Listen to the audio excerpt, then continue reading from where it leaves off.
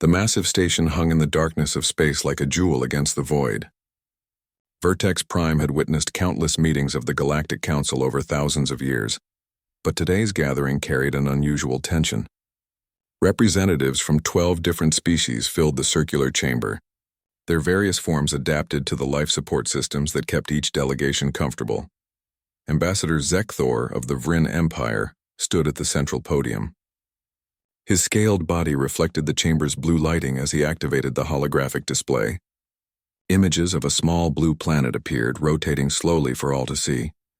"This is Earth," Zekthor announced, his voice carrying the metallic edge common to his species. "Home to a species that calls themselves humans. 3 cycles ago, they achieved faster than light travel. They have now established colonies on 3 worlds beyond their home system." The display shifted to show crude human vessels, blocky and primitive, compared to the sleek ships of the Council races. Zekthor gestured dismissively at them.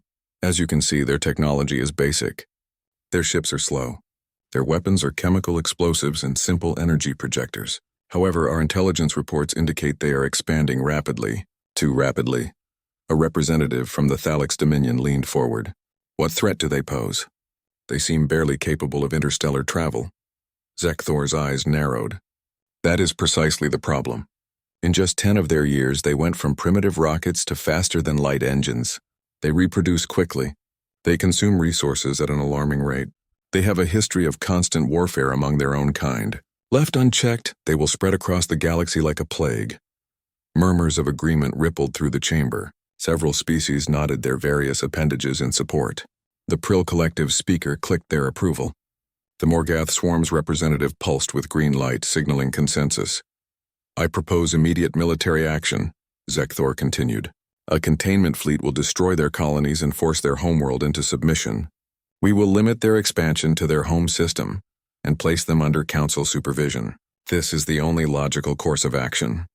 The chamber erupted in discussion. Most voices supported the Vryn proposal. A few urged caution, but their concerns were drowned out by the majority calling for swift action. Then a deep, resonant voice cut through the noise.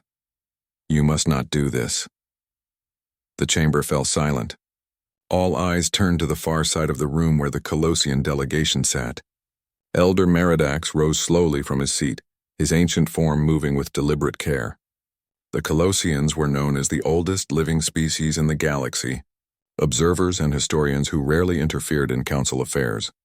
Meridax approached the podium with steps that seemed to carry the weight of millennia. His large eyes, dark and deep, scanned the assembly with what appeared to be sorrow. "I must speak against this proposal with the strongest possible warning," Meridax said. "Do not attack humanity. Under no circumstances should you engage them in conflict. I have seen what they are capable of. The Council does not understand what it is considering." Zekthor's scales rippled with irritation.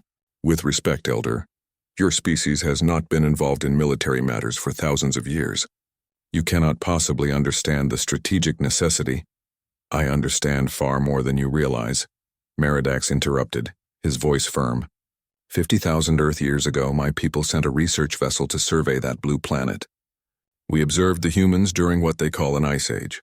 Their world was frozen, hostile, and deadly. Most species would have perished or remained in small isolated groups. The holographic display changed, showing images from ancient Colossian archives. Primitive humans wrapped in animal furs, creating fire, hunting massive beasts with simple spears. We watched them survive through adaptation and persistence, Meridax continued. They hunted creatures 10 times their size. They developed complex language, art, and culture in the harshest conditions imaginable. They spread across their entire planet, adapting to every environment from frozen wastelands to scorching deserts. They did not merely survive. They thrived, Zekthor scoffed. You speak of primitive hunters. We are discussing modern warfare with advanced weapons and shields. Their crude technology is no match for— You do not understand, Meridax said, his voice rising with unusual emotion. Human evolution occurred through constant competition and scarcity. Every resource on their planet was contested. They developed not just intelligence, but relentless determination. They are persistence hunters on a fundamental level. When they identify prey or an enemy, they do not stop. They do not rest. They pursue until either they succeed or they die. He paused, letting his words sink in. But more importantly, they are innovative under pressure. When faced with extinction, they adapt faster than any species we have ever documented. The Colossian archives contain projections we made 50,000 years ago. We predicted that if humanity ever reached the stars, they would become either the galaxy's greatest hope or its most formidable challenge. The chamber remained quiet, but skepticism was evident on many faces. The Thalix representative spoke up. "Elder Meridax, surely you exaggerate. They are one species, recently spacefaring. We are 12 advanced civilizations with millions of years of combined experience." Meridax turned to face the speaker. "And that experience has made you soft. Your species evolved on peaceful worlds with abundant resources. You developed technology slowly over millions of years. You have never faced true existential threats. Humanity has faced extinction dozens of times in their short history. It has shaped everything about them." Zekthor slammed his clawed hand on the podium. "Enough of this fear-mongering. The Elder speaks of events 50,000 years in the past and makes wild predictions about a species that barely has working shields. I call for a vote. All in favor of the containment action, signal now." One by one, lights appeared across the chamber. Green for approval, red for rejection. The count was overwhelming. 10 species voted in favor of military action. Only the Colossians and one small neutral faction voted against. Meridax watched the vote complete with visible distress. He made one final attempt. "I beg you to reconsider. Send diplomats first. Attempt communication. Study them further before you act. Do not attack humanity. You are making a terrible mistake." Zekthor's expression showed triumph. "The vote is complete. The Vryn Empire, with support from allied council members, will lead the containment fleet. We will strike their colony of New Boston within one cycle. Their fleet will be destroyed and Earth will be forced to accept council authority." As the council session ended and delegates began to depart, Meridax remained standing at the podium. He looked at the holographic image of Earth still rotating in the display, beautiful blue and teeming with life, home to a species that the council had just condemned to war. He thought of the Colossian projections locked deep in their archives. The models that predicted exactly this scenario, the warnings his people had prepared millennia ago but never had reason to share. Until now. Meridax activated his personal communicator and began recording a message to be sealed in the Colossian vault. Future historians would need to understand what happened here today. They refused to listen, he said quietly. "May the cosmos have mercy on us all." Captain Jake Morrison stood on the bridge of the Earth Defense Force vessel Liberty, watching the sensor displays with growing concern. The colony of New Boston orbited below them, a small cluster of habitats and mining facilities that housed 15,000 people. 5 human ships protected the colony. His Liberty was the largest, but even she was small compared to what the sensors were now detecting. "Captain, we have 30 contacts entering the system," Lieutenant Karen Phillips reported from her station. "Unknown configuration. They're not broadcasting identification signals." Morrison felt his stomach tighten. This was it. The first contact scenario every Earth captain had trained for but hoped would never come. Unknown vessels approaching a human colony without warning could only mean one thing. "Battle stations," he ordered calmly. "Get me a channel to the colony. Begin evacuation procedures, and somebody tell me what we're looking at." The tactical officer, Lieutenant Ben Tucker, magnified the sensor data on the main screen. "Sir, those ships are huge. Each one is at least 3 times our size. I'm reading energy signatures consistent with weapons and shields far beyond our technology." Morrison studied the approaching fleet. They moved in perfect formation, clearly military vessels with a purpose. His 5 ships against 30 of theirs. The math was simple and brutal. "Captain, incoming transmission," the communications officer announced. "Put it through." A figure appeared on the screen, scaled, reptilian, with cold eyes that showed no emotion. "Human vessel, this is Commander Velkarn of the Vryn Empire. You are ordered to stand down and prepare to be boarded. Your colony will surrender immediately. Resistance will result in your destruction." Morrison kept his expression neutral. "Commander, I am Captain Jake Morrison of the Earth Defense Force. We are a peaceful colony engaged in legal mining operations. By what authority do you make these demands?" "By authority of the Galactic Council," Velkarn replied. "Humanity has been deemed a threat to galactic stability. You will be contained. This is not negotiable." The transmission ended abruptly. Morrison looked around his bridge at his crew. Young faces trained well but never tested in real combat. The oldest person on his ship was 35. Most were in their 20s. "Sir, what are your orders?" Phillips asked. Morrison thought of the 15,000 people in the colony below. Men, women, children who came out here to build new lives among the stars. He thought of Earth, unaware that first contact was happening right now and it was hostile. "We fight," he said simply. "Signal all ships. Attack pattern Morrison 7. Target their lead vessels. If we're going down, we're taking some of them with us." Tucker looked up from his station. "Sir, they'll destroy us." "Probably," Morrison agreed. "But we'll make them pay for it. And we'll send everything we record back to Earth. Every sensor reading, every tactical detail, every second of this battle, so that when they come for our homeworld, Earth will be ready. Engage." The Liberty and her 4 companion ships broke formation and accelerated toward the Vryn fleet. It was an insane move by any logical standard. But Morrison was betting that these aliens had never faced an enemy willing to trade their lives so readily. The Vryn fleet hesitated, clearly not expecting such an aggressive response. That hesitation cost them. The human ships fired everything they had. Missiles streaked across space, each one splitting into dozens of smaller warheads as they approached their targets. The Vryn point defense systems tried to track them all but were overwhelmed by the sheer number of projectiles. 3 Vryn ships took direct hits. Their shields flared and held, but the impact sent them spinning out of formation. Morrison grinned. "First blood, keep firing. Use the orbital platforms as cover," he ordered. The Liberty dove between the colony's mining platforms, using them to block enemy fire. The Vryn hesitated to shoot, clearly worried about hitting the installations. Another human advantage. The Vryn cared about preserving what they came to capture. Morrison cared only about making them bleed, but the numbers were against them. A Vryn energy weapon struck the human frigate Defiant, shearing through her port side. The ship listed badly, atmosphere venting from multiple breaches. Morrison watched as the Defiant's captain, Lieutenant Karen Phillips, made a decision that would echo through history. Instead of abandoning ship, she aimed her dying vessel directly at the nearest Vryn cruiser and fired her engines to maximum. "What is she doing?" Tucker asked in horror. Morrison understood. "She's ramming them." The Defiant struck the Vryn cruiser at full speed. Both ships exploded in a ball of fire that briefly lit up the entire battlefield. The shockwave rocked nearby vessels on both sides. The Vryn fleet stopped advancing.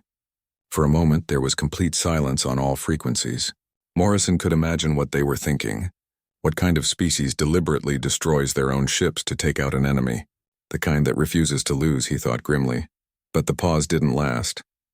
The Vryn recovered and returned fire with renewed intensity. One by one, the human ships fell.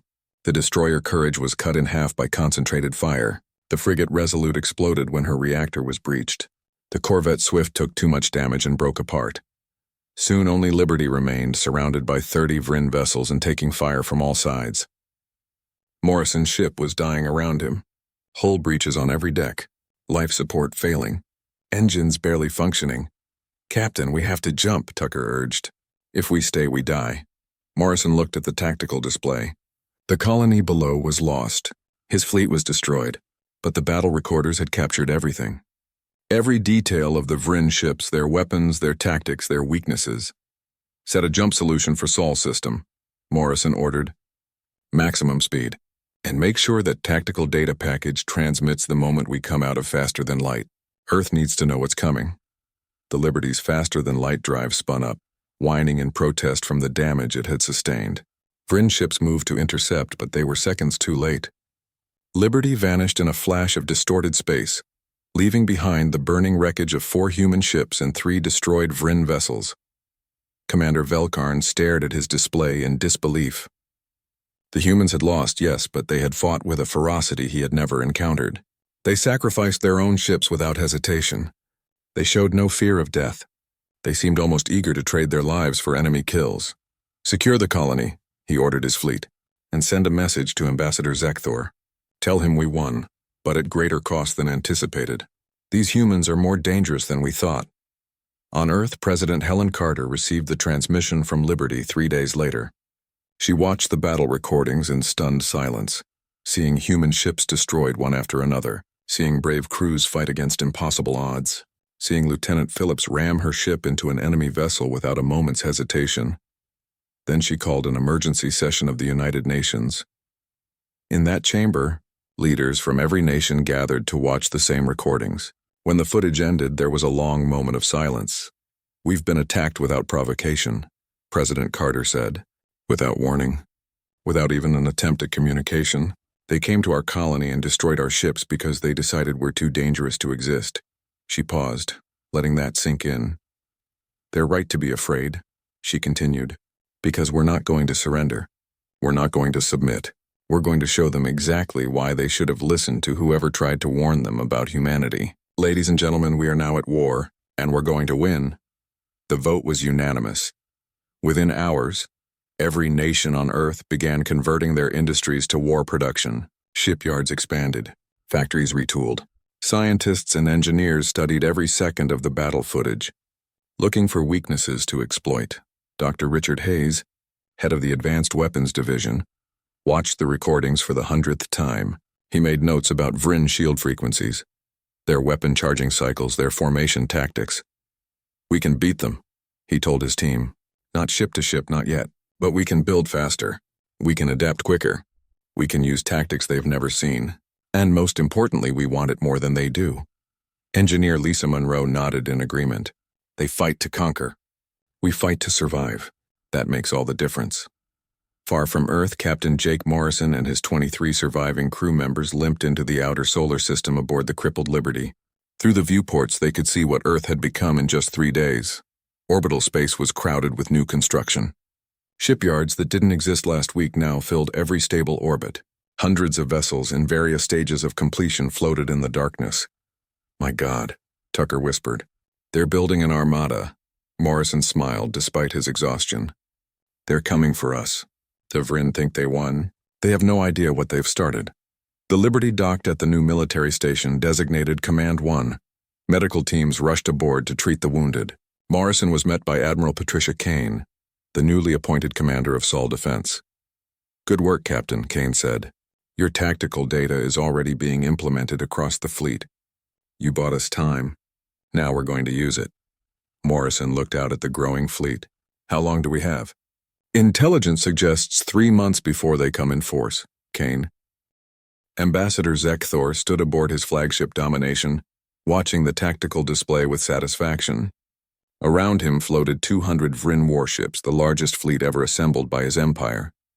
They had just entered the outer reaches of the Sol system, home to the human species.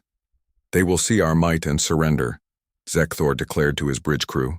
Commander Velkarn reported that even their best ships were primitive. 200 of our finest vessels against whatever crude fleet they have managed to build. This will be over within hours. The fleet moved deeper into the system, sensors scanning for the expected human defense force. What they found made several of Zekthor's officers step back from their displays in shock. "Sir," the sensor operator reported, her voice uncertain, "I'm detecting numerous contacts." "Very numerous. How many?" Zekthor demanded. 812, sir, and they're all moving to intercept us." Zekthor felt a cold sensation run down his spine. 800 ships. That was impossible. 3 months ago, the humans had barely 5 vessels at New Boston.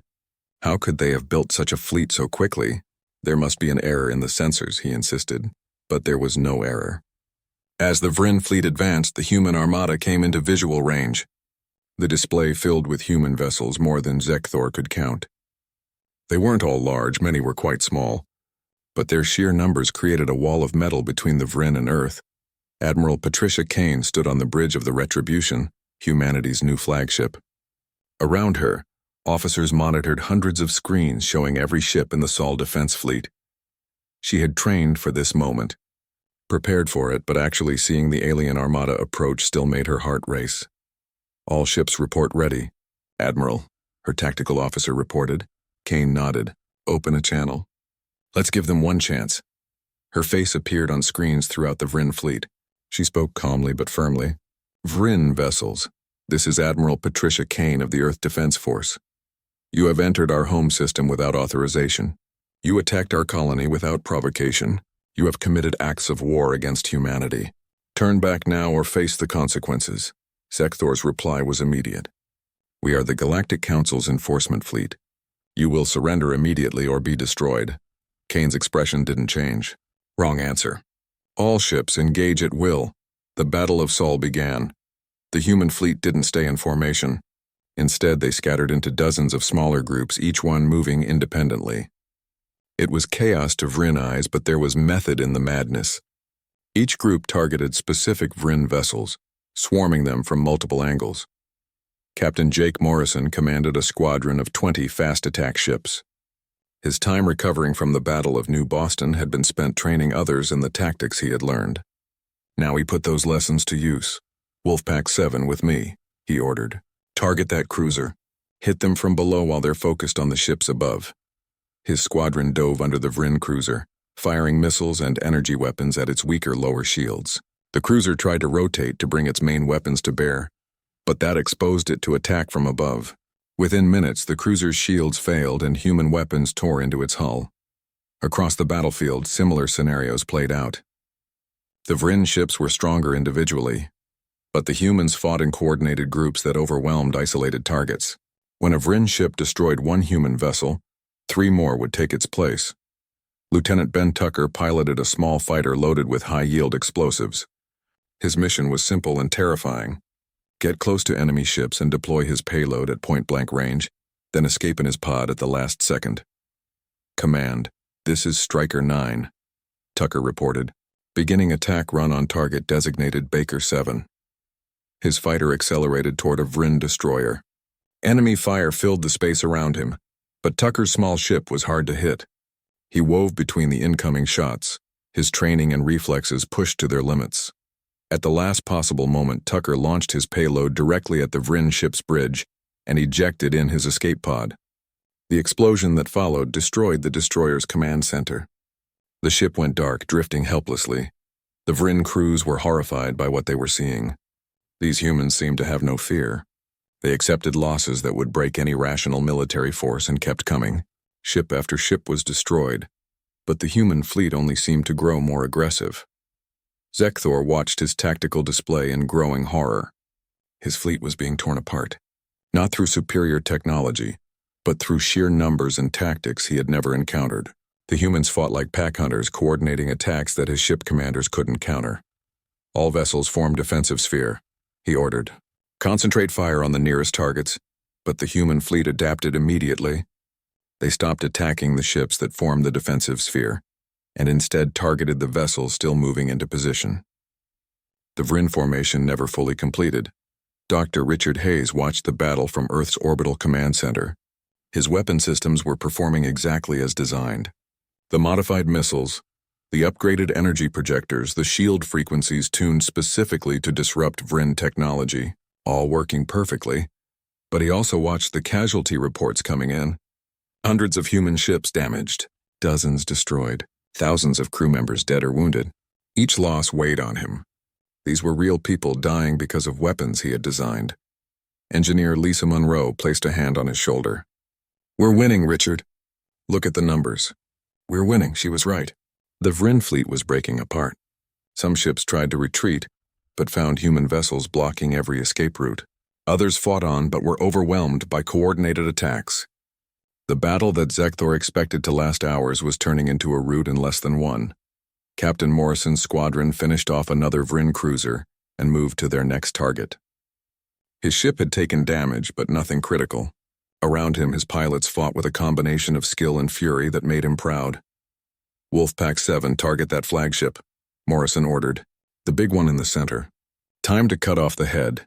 20 human ships converged on the Domination. Zekthor's flagship was the most powerful vessel in the Vryn fleet, but even it couldn't withstand concentrated fire from multiple directions. Its shields flickered and began to fail. On the bridge of the Domination, panic spread. Officers shouted conflicting reports. Systems overloaded. The ship shuddered from repeated impacts. "Sir, shields at 15%, someone reported. "We must retreat." Zekthor stared at the display in disbelief. This couldn't be happening. His grand fleet was being destroyed by primitives. The humans should have been crushed, not victorious. "All ships, retreat," he finally ordered. "Jump to emergency coordinates." The surviving Vryn vessels turned and fled, engaging their faster-than-light drives in a desperate attempt to escape. Of the 200 ships that entered the Sol system, only 60 made it out. 140 Vryn warships were destroyed or crippled, drifting in space as human salvage teams moved in. Admiral Kane watched the Vryn fleet jump away and allowed herself a moment of satisfaction. All ships maintain formation. Damage control teams begin rescue operations. Medical ships move to assist wounded vessels. The Sol defense fleet had won, but the cost was high. 120 human ships destroyed. 3,000 crew members dead. 15,000 wounded. But Earth still stood, and the attacking force had been shattered. President Helen Carter addressed Earth and its colonies that evening. Her speech was broadcast across every human settlement. Today, humanity faced its greatest test, she said.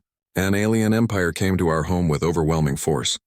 They intended to conquer us, to subjugate us, to deny us our right to exist among the stars. They failed. They underestimated our resolve, our ingenuity, and our willingness to defend our freedom. This war is not over, but let today's victory send a message to the galaxy. Humanity will not be conquered. Humanity will not submit, and anyone who attacks us will learn the same lesson the Vryn learned today.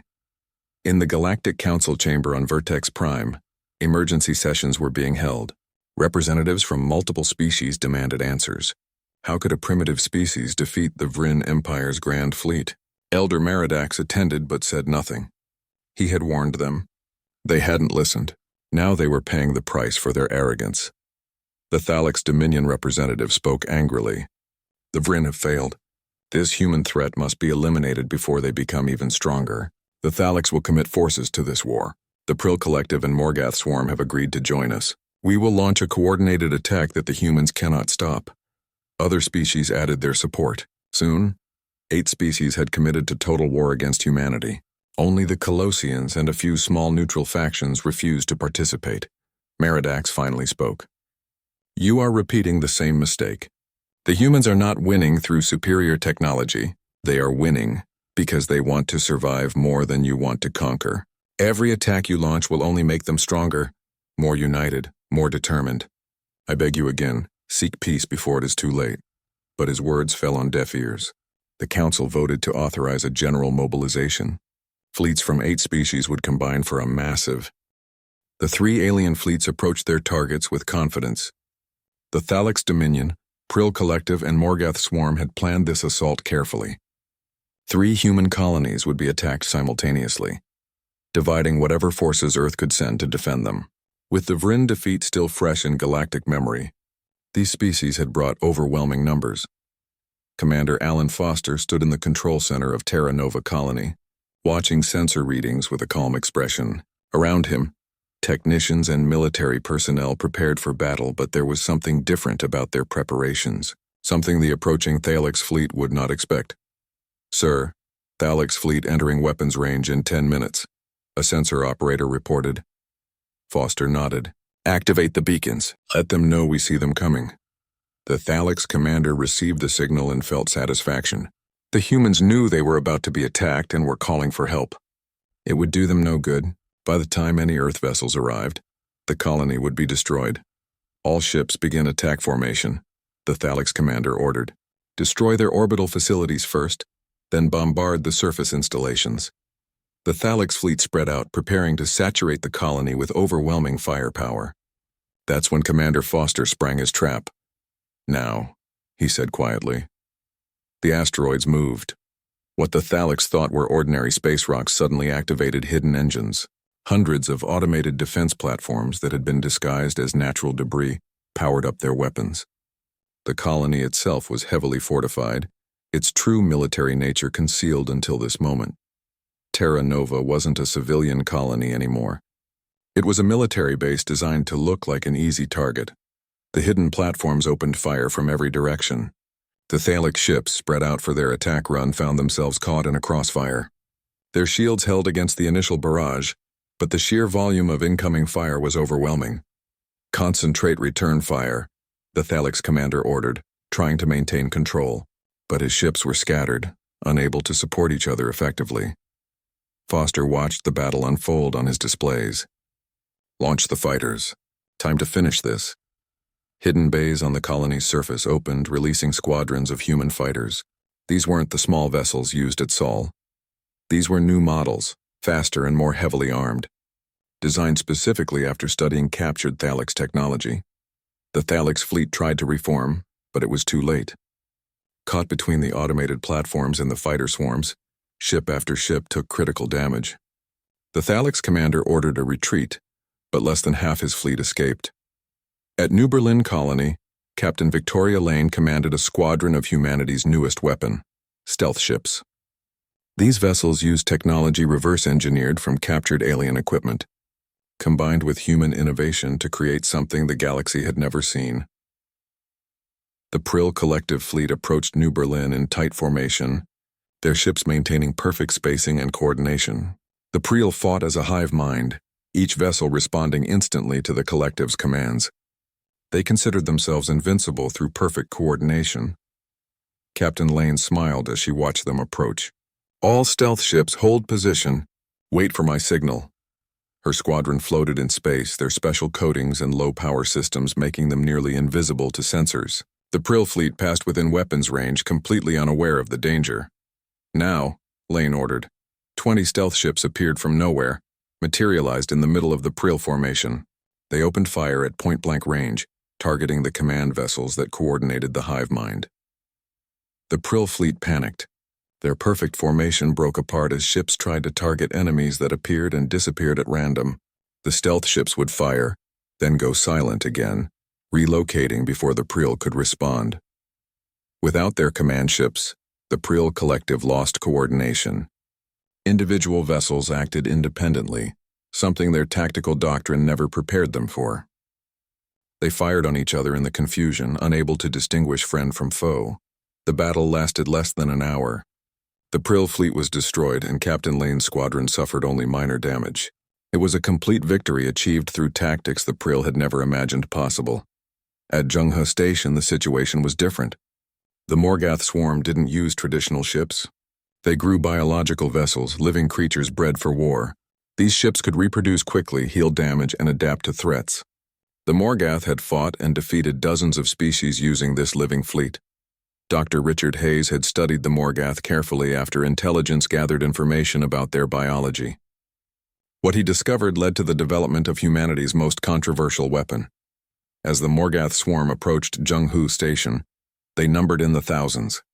Individual Morgath vessels were weak, but their numbers made them formidable. They would overwhelm any defense through sheer mass. The station commander, Colonel Susan Palmer, watched the approaching swarm with grim determination. "Launch the bioweapon." Small missiles streaked from the station toward the Morgath swarm. They didn't carry explosives. Instead, each missile released a specially engineered virus, designed to target the specific biology of Morgath ship organisms. The effect was devastating. Morgath vessels began to sicken and die within minutes of exposure. The virus spread through the swarm like wildfire, jumping from ship to ship through the biological connections the Morgath used to coordinate. The Morgath tried to retreat, but the infected vessels carried the virus with them. Within hours, the entire swarm was dead, drifting in space as lifeless husks. News of the 3 simultaneous defeats reached the Galactic Council within days. The chamber erupted in chaos, 3 different species using 3 different tactical approaches, all defeated by human forces. It seemed impossible. Ambassador Zekthor, his reputation already damaged by the Battle of Sol, found himself facing calls for his removal. "How?" he demanded of his military advisors. "How do they keep winning?" Nobody had an answer. Admiral Patricia Kane reviewed reports from all 3 battles in her command center. "They're learning that we're not just tough. We're smart. We study them, find their weaknesses, and exploit them." Commodore Jake Morrison stood beside her. "And now we go on the offensive," Kane nodded. "Intelligence has tracked the retreat vectors from all our battles. We know where their staging areas are. We know which systems they're using as bases. Time to show them that no place is safe." Morrison's eyes gleamed. "My squadron is ready." Human scout ships had been secretly following alien fleets, mapping routes back to their home territories. Now armed with this intelligence, humanity launched its first offensive operations. Morrison led a strike force deep into Vryn space. His target was a supply depot. a critical logistics hub that supported Vryn military operations. The attack was swift and brutal. Human ships appeared, destroyed the depot, and vanished before reinforcements could arrive. Similar strikes hit Thalix repair facilities, Prill shipyards, and Morgath breeding grounds. None of these attacks targeted civilian populations, but they made it clear that humanity could reach any military target in enemy territory. The psychological impact was enormous. For the first time, the Council species faced attacks on their home systems. They had always fought their wars in neutral space or enemy territory. Now the war came to them. Ambassador Daniel Crawford, Earth's newly appointed diplomatic representative, arrived at Vertex Prime carrying a message. The Galactic Council initially refused to meet with him, but the string of human victories forced them to reconsider. Crawford stood before the Council, calm and professional. "I come to offer terms for peace," he said. "Earth did not start this war. We were attacked without provocation, without warning, without even an attempt at communication.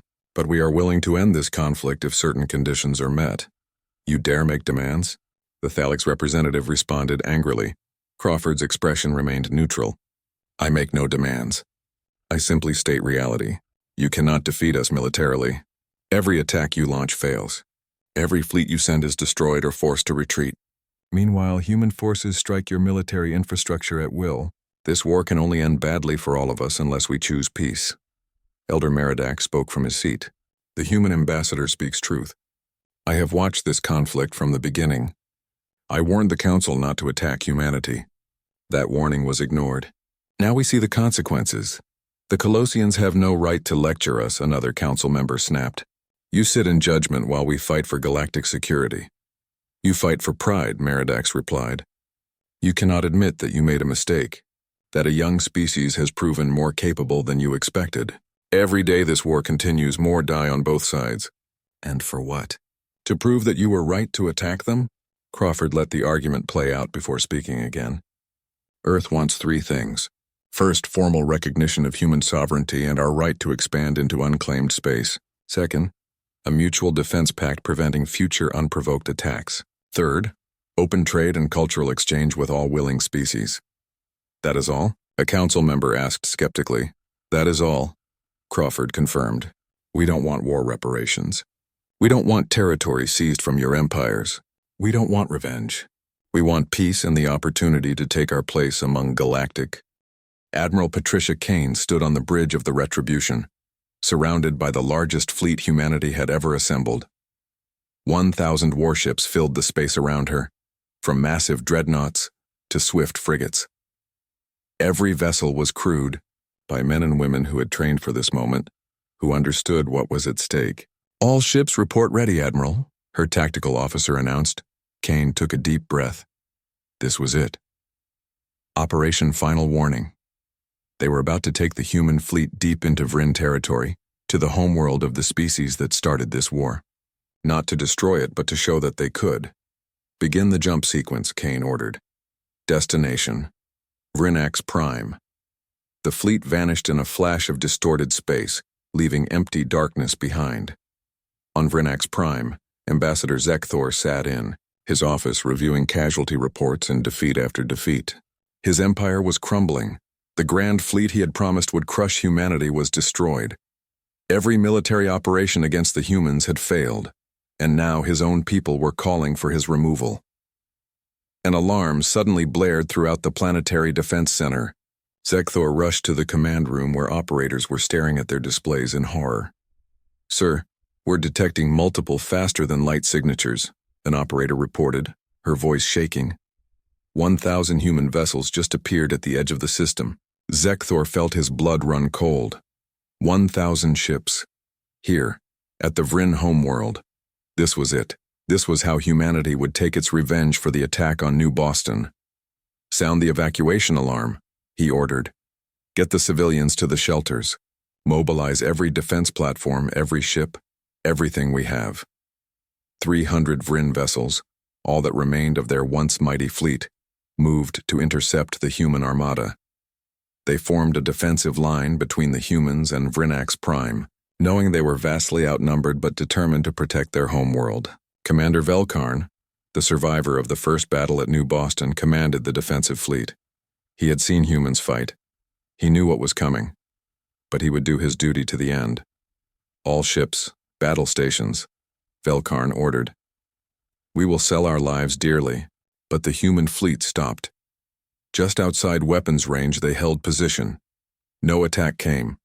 Instead, a transmission went out on all frequencies.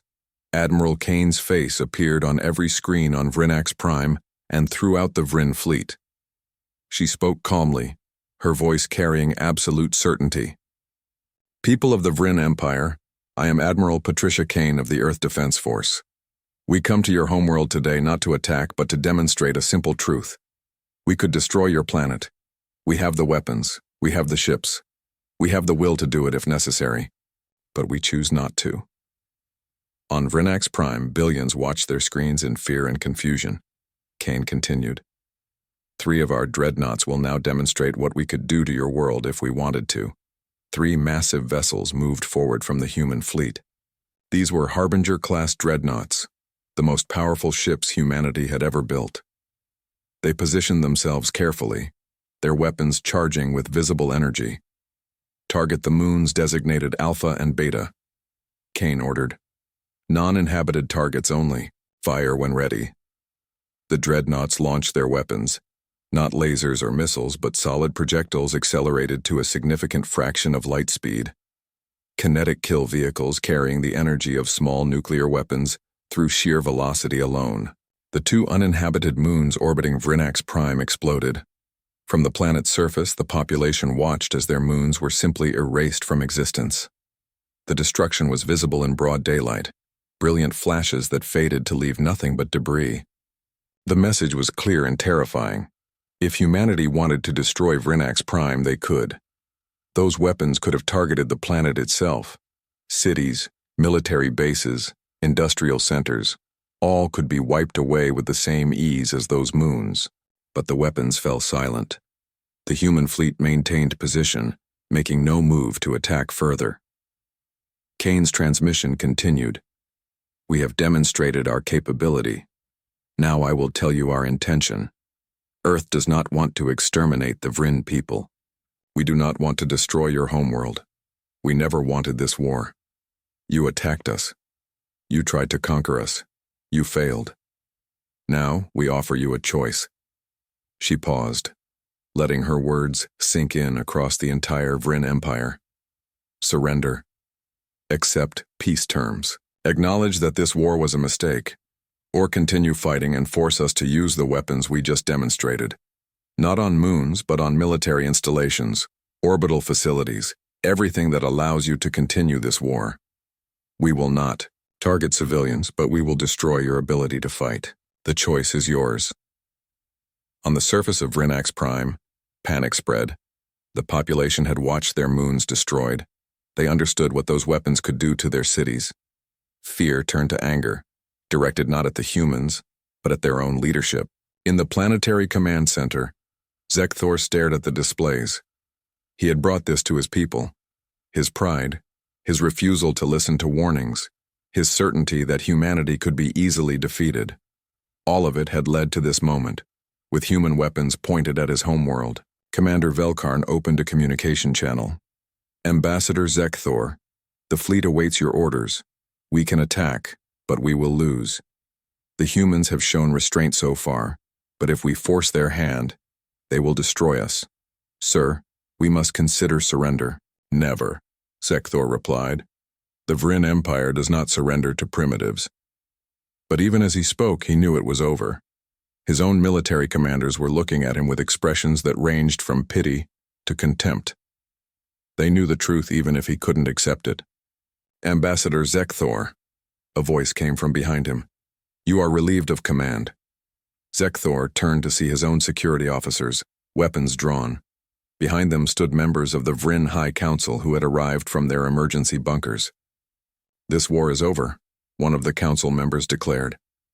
You have brought us to the brink of extinction through your pride and foolishness.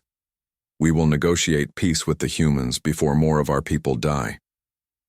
Zekthor was escorted from the command center as Commander Velkarn assumed control. The old commander opened a channel to the human fleet. "Admiral Kane, this is Commander Velkarn of the Vryn Defense Fleet. I am authorized to discuss terms of surrender." Kane nodded, feeling relief wash over her. "Commander, I am pleased to hear it. Stand down your forces. We will send negotiators to discuss terms." Throughout the Galactic Council, news of the Vryn surrender spread rapidly. The other species that had joined the war against humanity quickly began their own negotiations. The Thalix Dominion, seeing the writing on the wall, sued for peace. The Prill Collective and Morgath Swarm followed. Within a week, delegations from all sides gathered at Vertex Prime for peace negotiations. Elder Meridax served as mediator, with Ambassador Daniel Crawford representing humanity. The Treaty of Vertex Prime took 2 weeks to negotiate. The terms were surprisingly generous from humanity's perspective. They asked for no territory seized from the Council species. They demanded no war reparations beyond what was needed to rebuild the colonies that were attacked. They sought no revenge against the leaders who started the war. Instead, humanity asked for 3 things. First, full membership in the Galactic Council, with all rights and privileges of established species. Second, formal recognition of human sovereignty over their existing colonies and the right to expand into unclaimed space. Third, open trade, cultural exchange, and mutual defense agreements with any willing species. "These terms are more than fair," Crawford explained to the Assembly. "Earth understands that fear drove many of your decisions. You saw a new species, expanding rapidly, and made assumptions based on incomplete information. You were wrong, but we acknowledge that your fears were not entirely without basis. Humans are competitive, aggressive, and capable of great violence when threatened, but we are also capable of mercy, cooperation, and building lasting peace." The Council voted to accept the treaty terms. Even the Vryn, now under new leadership, voted in favor. The war was officially over, but the real work was just beginning. Captain Jake Morrison, promoted to admiral after his actions throughout the war, found himself assigned to establish joint military training programs with former enemies. He worked alongside Vryn, Thalix, and Prill officers, teaching them human tactics while learning their strategic approaches. It was strange at first, training with people who had tried to kill him months earlier. But Morrison saw the value in it. Understanding each other, learning to work together, that was how lasting peace was built.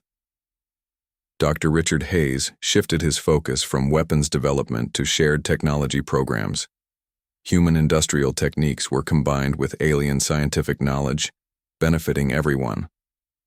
Engineer Lisa Monroe led teams that built new space stations, serving as joint research facilities. 5 years after the Treaty of Vertex Prime, the galaxy had transformed. Human colonies thrived alongside alien settlements. Trade routes connected Earth to dozens of worlds. Cultural exchanges brought human art, music, and literature to alien audiences, while humans discovered the richness of galactic civilization. Admiral Patricia Kane retired from military service and took a position as head of the newly established Galactic Defense Academy on Vertex Prime. The academy trained officers from all species, teaching them to